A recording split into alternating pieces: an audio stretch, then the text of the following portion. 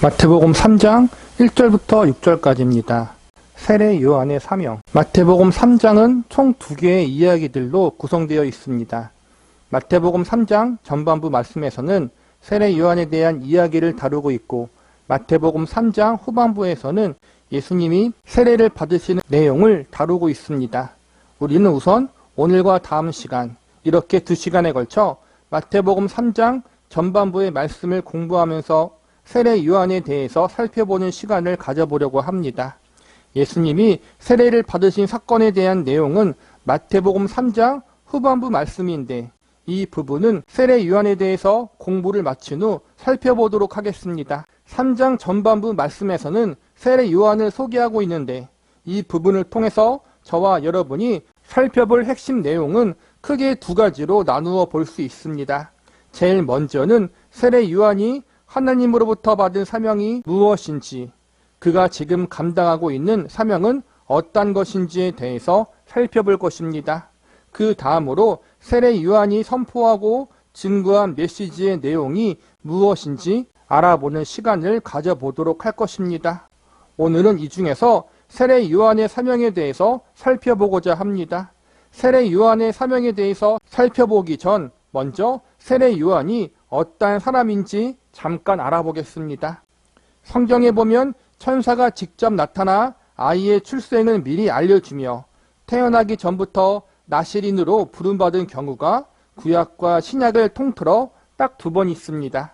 먼저 구약에서는 삼손이고, 그 다음 신약에서는 세례 요한입니다. 세례 요한의 출생에 대해서는 누가복음 1장에 자세히 소개되어 있습니다. 세례 요한의 아버지는 사가랴라는 제사장이었고, 어머니는 아론 가문에 속한 엘리세벳이라는 여인이었습니다. 그러니까 2 사람 모두 아론의 후손들이고 제사장 집안에 속한 사람이었던 것입니다. 2 사람 모두 하나님 보실 때 의로운 사람들이었고, 나이가 많도록 자식이 없는 상태로 생활하고 있었습니다. 그러던 중 이 2 사람이 하나님의 은혜로 아이를 가지게 되는데, 그 아이가 바로 세례 요한이었습니다. 경건한 제사장 가문 출신의 부모 아래 태어난 세례 요한은 부모로부터 자연스럽게 구약 말씀에 대해서 많이 접할 수 있었을 것입니다. 율법에 대해서도 다른 이들보다 훨씬 깊이 있게 배울 수 있었을 것입니다. 무엇보다 천사가 세례 요한의 출생을 예언하며 그가 나시린으로서 부름받았고 이스라엘 자손들을 하나님께로 돌아오게 하는 일을 감당하도록 부름받았다는 사실을 전해들었기 때문에 부모들이 더욱 큰 관심을 가지고 세례 요한을 말씀으로 잘 가르치고 믿음으로 양육하기에 힘썼을 것입니다. 다행히 세례 요한은 부모들의 훌륭한 믿음과 신앙을 잘 물려받아 하나님 앞에 잘 성장하게 되고, 엘리야 선지자처럼 하나님 말씀을 담대하고 바르게 선포하는 선지자로 세워지게 됩니다. 본문 3절을 보시기 바랍니다. 그는 선지자 이사야를 통하여 말씀하신 자라. 일렀을 때 광야에 외치는 자의 소리가 있어 이르되 너희는 주의 길을 준비하라. 그가 오실 길을 곧게 하라 하였느니라.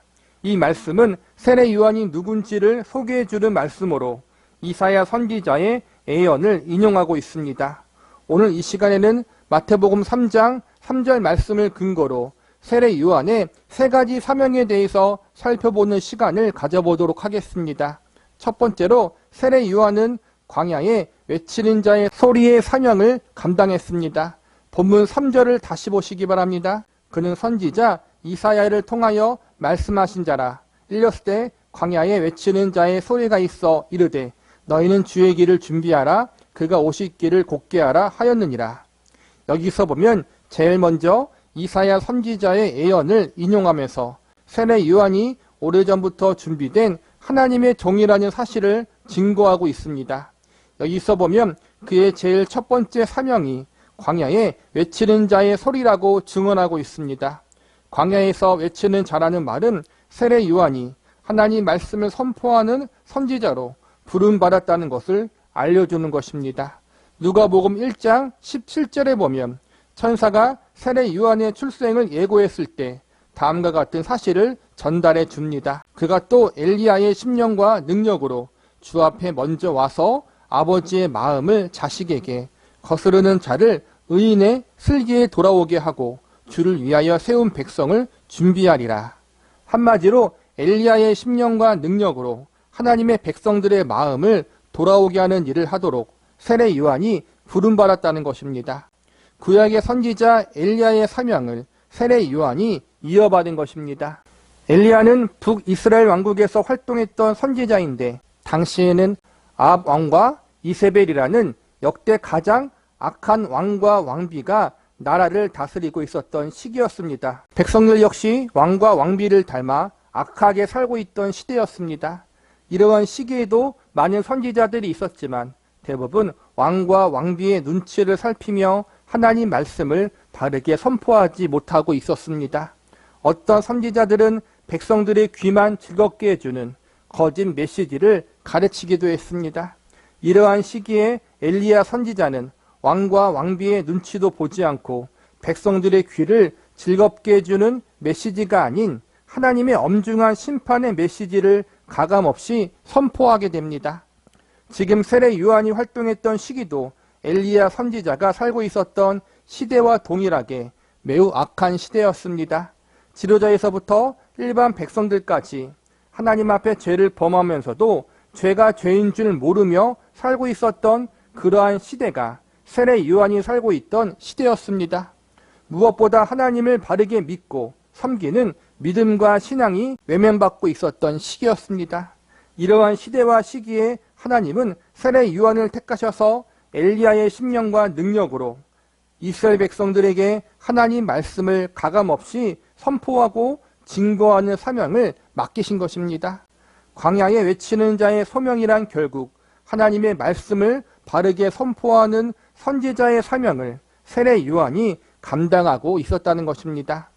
오늘날 우리가 살고 있는 시대도 엘리야의 시대처럼 세례 요한의 시대처럼 사람들의 마음이 완악하고 강팍하여 하나님을 거절하고 죄악을 사랑하는 사람들로 넘쳐나고 있습니다. 더욱 안타까운 것은 하나님을 믿는 하나님의 백성들까지도 이러한 속적인 가치관에 물들어 세상을 사랑하고 세상을 쫓아가고 있다는 것입니다.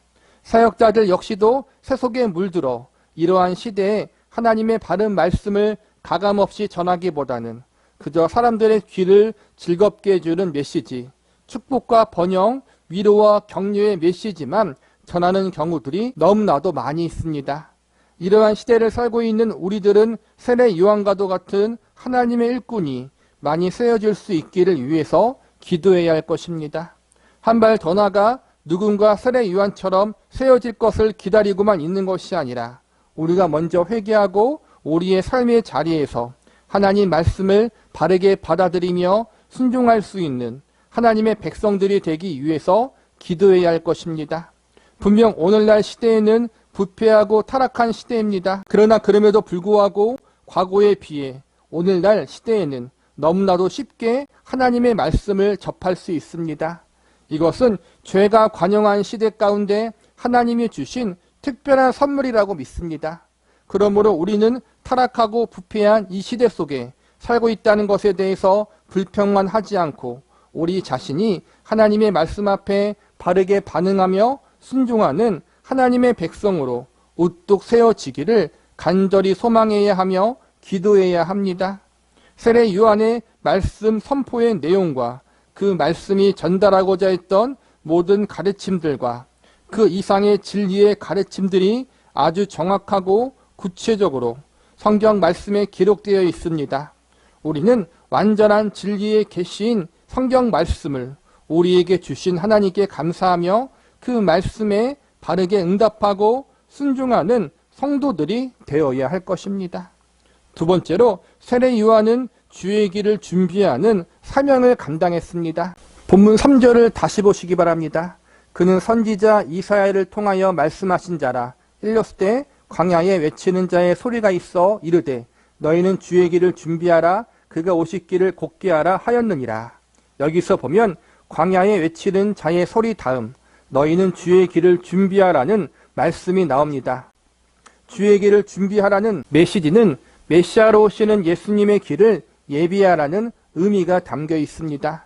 그렇다면 어떻게 하는 것이 예수님의 길을 준비하고 예비하는 것일까요? 본문 2절을 보시기 바랍니다. 회개하라 천국이 가까이 왔느니라 하였으니, 여기서 회개는 우리가 잘 아는 대로 죄로부터 돌이키는 것을 의미하고 천국은 하나님의 나라를 의미합니다. 특별히 여기서 쓰인 천국은 우리가 죽어서 가는 천국을 의미하는 것이 아니라 예수님이 이 땅에 초림하심으로 임하게 되는 하나님의 나라를 의미하는 것입니다. 이미 예수님으로 인하여 하나님의 나라가 이 땅에 임하였다는 것은 죄인들을 향한 하나님의 심판이 시작되었다는 것을 알려주고 있습니다. 예수님으로 인하여 하나님의 나라가 임함으로 하나님의 심판이 시작되었는데, 많은 하나님의 백성들이 아직까지 마음을 완악하게 하고 하나님의 뜻대로 살지 않는 죄악된 인생을 살아가고 있었습니다. 이대로 가면 죄악 가운데 있는 하나님의 백성들이 하나님의 준엄한 심판을 받아야 합니다. 그렇기 때문에 세례 요한은 완악한 하나님의 백성들의 마음 가운데 회개할 수 있는 마음, 심령이 가난한 마음, 애통하고 자복하는 마음을 가질 수 있도록 하나님의 말씀을 증거하고 선포하는 일을 감당하게 됩니다. 참으로 흥미로운 것은 세례 요한이 광야에서 하나님 말씀을 전하고 증거했다는 것입니다. 본문 1절을 보시기 바랍니다. 그때 세례 요한이 이르되 유대 광야에서 전파하여 말하되, 유대 광야는 사막과도 같은 황무지로서 사람이 거의 살지 않는 매우 척박한 땅입니다. 이번에 4절 말씀을 보시기 바랍니다. 이 요한은 낙타털 옷을 입고 허리에 가죽띠를 띠고 음식은 메뚜기와 석청이었더라. 낙타털로 된 옷을 입고 가죽띠를 띠었다는 것은 화려하거나 멋있는 옷을 입지 않았다는 것입니다. 메뚜기와 석청을 먹었다는 것은 광야에서 얻을 수 있는 최선의 것을 먹고 살았다는 것입니다. 한마디로 제대로 된 문명의 혜택을 누리지 않고 야인처럼 생활했다는 것입니다. 우리의 생각으로는 잘 차려진 옷을 입고 사람이 많이 모이는 도시나 마을에서 하나님 말씀을 증거하는 것이 사역에 유리하다고 여겨집니다. 하나님 말씀을 촉과적으로 전하기 위해서는 신사처럼 깔끔한 옷을 입고 예루살렘 같은 도시에서 사역하는 것이 촉과적이라고 생각합니다. 그런데 세례 요한은 사람들이 잘 찾지도 않는 사막과도 같은 광야에서 낙타털로 된 옷을 입고 하나님 말씀을 증거했습니다. 세례 요한이 이렇게 한 이유는 그것이 하나님의 뜻이었기 때문이며 그렇게 하나님의 인도하심을 받았기 때문입니다. 왜냐하면 이사야 선지자의 말씀에서 광야와 사막에서 하나님의 길을 예비하는 자임을 예언했기 때문에 이 예언의 성취를 위해서 하나님이 세례 요한을 광야로 이끄신 것으로 볼 수 있습니다. 무엇보다 하나님이 세례 요한을 이렇게 이끄신 것은 그의 사역과 말씀 선포가 인간의 생각이나 계획으로부터 나온 것이 아니라 철저하게 하나님께로부터 나온 것임을 증거하기 위해서라고 생각이 되어집니다. 인간적인 시각으로 볼 때 사람이 거주하지 않은 광야에서 허름한 옷을 입고 하나님 말씀을 선포하는 것은 효과적인 사역의 방법이 아닐 것입니다. 그러나 어떠한 결과가 나타납니까? 많은 사람들이 유다 광야로 와서 세례 요한의 말씀 선포에 귀를 기울이고 회개하며 세례를 받습니다. 이처럼 많은 사람들이 찾아와 회개하게 되는 일이 벌어진 것은 결국 세례 요한의 사역과 회개의 역사가 인간의 그 어떠한 수단과 방법으로 이루어진 역사가 아니라 전적으로 하나님이 인도하시고 주도하신 역사임을 알려주고 있는 것입니다. 이렇듯 우리가 생각하는 효과적이고 성공적인 사역을 위한 이상적인 모습과 세례 요한의 모습은 너무나도 달라 보입니다. 우리는 광야로 세례 요한을 이끄시어 이렇게 사역해 하신 하나님의 인도하심과 역사하심을 통해서 하나님의 일하심이 인간의 생각과 다르다는 사실을 배울 수 있어야 합니다. 우리는 인간적인 수단과 방법을 계획하고 생각하며 이렇게 해야 더 효과적이고 이러한 방법을 사용해야 더 나은 결과를 얻을 것이라고 여기지만 하나님의 인도하심과 역사하심은 인간의 생각이나 방법과는 다를 수 있다는 것을 우리는 알아야 합니다. 이처럼 하나님의 생각과 방법, 하나님의 인도하심과 주도하심이 중요한 이유는 죄인들을 회개케 만드는 일을 인간 스스로가 만들어낼 수 없기 때문입니다. 세례 요한이 감당했던 두 번째 사명은 주의 길을 준비하는 자의 사명이라고 말씀드렸습니다. 이 사명은 곧 하나님께 떠나가 있는 하나님의 백성들의 마음을 돌이킬 수 있도록 그들의 마음을 부드럽게 만드는 역할을 감당하는 사명이라고 할 수 있습니다. 그런데 죄악 가운데 있는 완악한 이들의 마음을 부드럽게 만들고 상하고 애통하는 마음으로 만드는 일은 인간의 그 어떠한 방법과 기술로도 불가능합니다. 스스로 죄인됨을 깨닫고 참되게 회개하는 일을 인간이 스스로 만들어낼 수 없다는 것입니다. 그래서 세례 요한은 자신이 맡은 사역을 자신의 생각이나 방법으로 하지 않고 오로지 하나님의 생각과 하나님의 방법으로 감당하기 위해서 심습니다. 하나님의 인도하심에 따라서 하나님의 뜻에 순종함으로 아무도 없는 광야에서 허름한 낙타털로 된 옷을 입고 회개의 말씀을 선포합니다. 다른 말씀을 선포하지 않고 오로지 하나님 말씀만 선포합니다. 인간의 생각으로 보면 이렇게 사역하면 안 될 것 같은데 하나님은 인간의 생각을 뛰어넘어 많은 이들을 광야로 이끄십니다. 그곳에서 회개하며 세례를 받습니다. 이는 결국 사람의 마음 가운데 참된 회개를 할 수 있도록 역사하시는 일은 하나님이 하신다는 것을 우리에게 알려주고 있는 것입니다. 세례 요한은 자기 스스로의 생각이나 자신이 만들어낸 종교적 가르침을 증거하고 선포한 것이 아니라 오로지 하나님의 말씀만 바르게 선포하고 가르쳤습니다. 오늘날 우리가 조심해야 할 부분이 여기에 있습니다. 많은 교회와 사역자들이 사람의 마음을 하나님의 말씀을 통해서 변화시키고 움직이려고 하는 것이 아니라 말씀을 통해서 회개케 하려는 것이 아니라 분위기와 감정을 통해서 마음을 움직이려고 합니다. 분위기 좋은 조명과 마음에 감동을 주는 잔잔한 음악을 틀어놓고 사람의 마음을 움직이기 쉬운 멘트를 사용하여 인위적으로 감정을 움직여 회개시키려는 시도를 자주 합니다. 인간적인 수단과 방법으로 회개하는 사람들의 숫자를 많이 만들려는 시도를 합니다. 그러나 결국 이러한 시도와 노력은 사람의 마음만 순간적으로 움직일 뿐 오랫동안 지속되지 못하고 대부분 실패로 돌아가게 됩니다. 간혹 잠깐의 효과를 볼 수 있겠지만 그것은 오래 지속되지 못합니다. 나중에는 반드시 변질되고 맙니다. 세례 요한은 수상적인 방법, 인간적인 수단을 의지하거나 사용하지 않았습니다. 우리는 세례 요한의 사역을 통해서 그를 광야의 자리로 인도하신 하나님의 역사하심을 통해서 우리의 생각과 방법대로가 아닌 오직 하나님의 생각과 방법으로 하나님의 사명을 감당하는 사람들이 되어야 합니다. 우리의 인생 역시도 하나님의 뜻을 제일 우선시하는 사람들이 되어야 할 것입니다. 세 번째로 세례 요한은 예수님이 오실 길을 곧게 하는 사명을 감당했습니다. 본문 3절을 다시 보시기 바랍니다.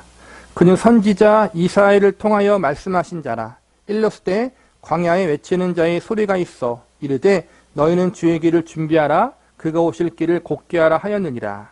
3절 마지막에 보면 그가 오실 길을 곧게 하라고 나와 있습니다. 세례 요한의 세 번째 사명은 이처럼 예수님이 오실 길을 곧게 하는 것입니다. 주의 길을 곧게 하라는 것은 예수님이 가시는 길을 불편하지 않게 잘 닦아 놓으라는 것입니다. 옛날에는 왕이 행차하려는 길이 있으면 미리 신하들로 하여금 그 길을 잘 정리하고 닦아 놓도록 시켰습니다. 이와 같이 하나님이 보내주신 메시아, 만왕의 왕 되시는 예수님이 이 땅에 오실 텐데 세례 요한이 그분의 신하로서 먼저 그분이 걸어가실 길을 정리하고 닦아 놓는다는 의미를 담고 있는 것입니다. 즉 앞으로 메시아 되시는 예수님이 죄의 노예로 있는 하나님의 백성들에게 구원의 기쁜 소식을 전해주실 텐데 그 구원의 기쁜 소식을 하나님의 백성들이 잘 받아들일 수 있도록 미리 그들의 완악하고 강팍한 마음을 부드럽게 만드는 일을 감당하라는 것입니다. 즉 세례 요한의 주요 사명이 백성들을 회개시키는 것이고 이 회개는 백성들의 마음이 예수님에게로 향할 수 있도록 만드는 회개인 것입니다. 이처럼 세례 요한을 철저하게 예수님이 이루시는 구원의 역사와 사역이 잘 이루어질 수 있도록 미리 앞에서 길을 닦고 준비하는 신하의 역할을 감당했던 것입니다. 그래서 세례 요한은 언제나 자신을 드러내지 않고 그의 뒤에 오실 메시아를 드러내는 일에 힘을 씁니다. 본문 11절을 보시기 바랍니다. 나는 너희로 회개하게 하기 위하여 물로 세례를 베풀거니와 내 뒤에 오시는 이는 나보다 능력이 많으시니 나는 그의 신을 들기도 감당하지 못하겠노라. 그는 성령과 불로 너희에게 세례를 베푸실 것이요.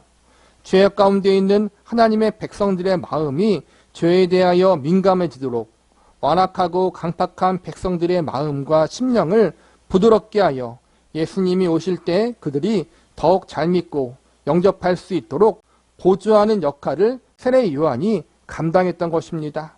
즉 마태복음 3장 전반부를 보면 세례 요한을 소개하며 세례 요한을 주인공처럼 이야기하는 것 같지만 실상은 세례 요한이 주인공이 아니라 예수님이 주인공 되신다는 사실을 알려주는 역할을 하고 있었던 것입니다. 구약의 선지자 이사야가 예언한 사람, 엘리야와 같이 부름받은 선지자가 세례 요한인데 그가 감당했던 사명은 그의 주인 되시는 예수님을 옆에서 돕고 보조하는 하나님의 종에 불과했다. 이것이 우리가 오늘 배운 주된 메시지인 것입니다. 우리도 이러한 사실을 늘 기억해야 합니다. 우리의 인생의 주인은 예수님이십니다.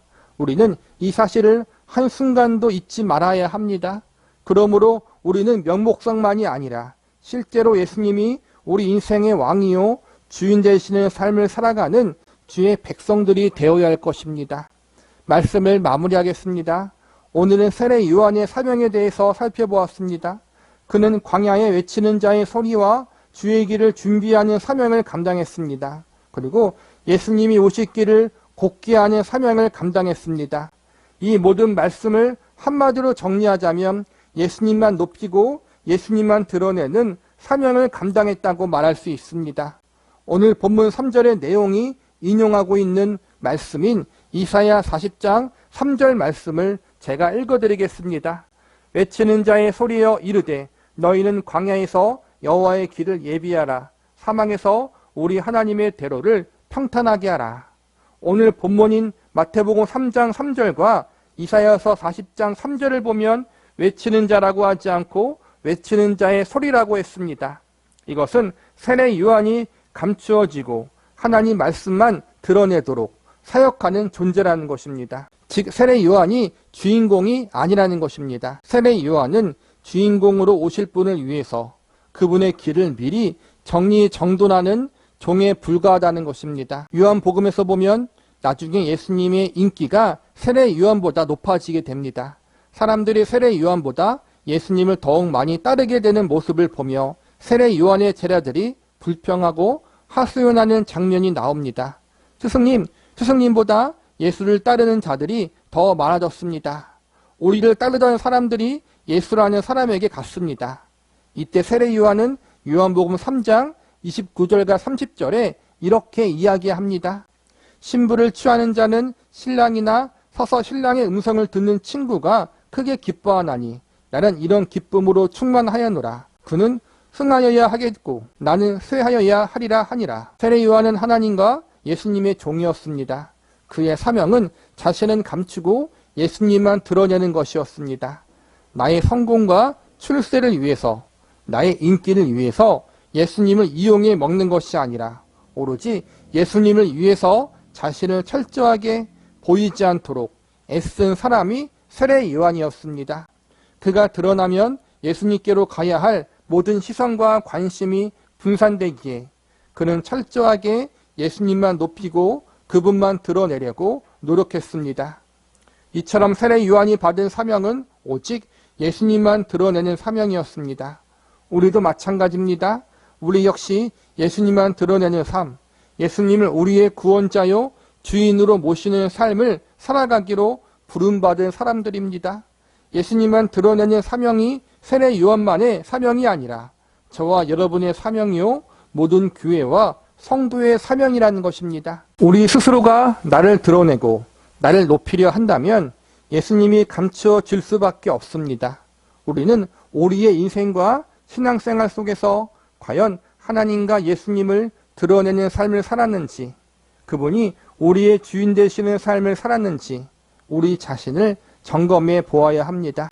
혹여나 우리가 예수님을 드러내지 못하는 삶을 살았다면, 우리의 신앙이 예수님이 구주가 되시는 삶을 살지 못했다면 세례 요한이 선포했던 메시지처럼 회개하시기 바랍니다. 그리고 다시 한번 예수님만 드러내는 삶, 예수님이 우리의 왕 되시는 삶을 살아갈 수 있도록 우리를 은혜로 붙잡아 주시고 지도해 달라고 기도하시기 바랍니다. 우리 스스로의 힘과 능력으로 이 일을 감당할 수 없으니 하나님께서 우리들의 인생을 이끌어 주시고 주관해 달라고 간구하시기 바랍니다. 이 기도와 간구가 한두 번만 올려드려지고 끝나는 것이 아니라 주님 나라 가는 그날까지 우리들의 매일매일의 삶 속에 멈추지 않고 지속적으로 올려드려질 수 있기를 간절히 바랍니다.